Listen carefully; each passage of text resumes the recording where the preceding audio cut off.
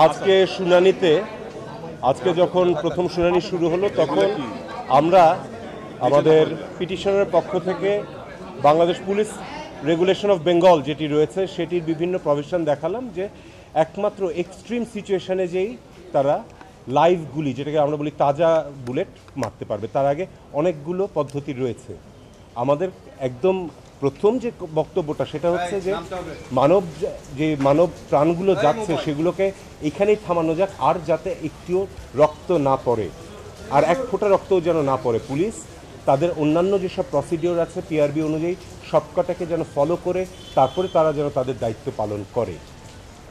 এবং এই 6 জনকে আমাদের সরকারের ভাষ্য অনুযায়ী যে তাদেরকে অ্যারেস্টও করা হয়নি, তাদেরকে ডিটেনও করা হয়নি, তাহলে তাদেরকে ওখানে আটকে রাখা হয়েছে কিসের জন্য? তাদের নিরাপত্তার কথা যে বলছেন সেই নিরাপত্তাটা তারা কখন চাইলেন সে কথা কখনোই বলছেন না। তারা গতকালকে আমাদের মামলা ফাইল করার পরে তাদের পরিবারের সাথে দেখা করতে দিয়েছেন, সেটা বারবার বলছেন যে পরিবার বলছে ভালো আছে, পরিবার বলছে ভালো আছে।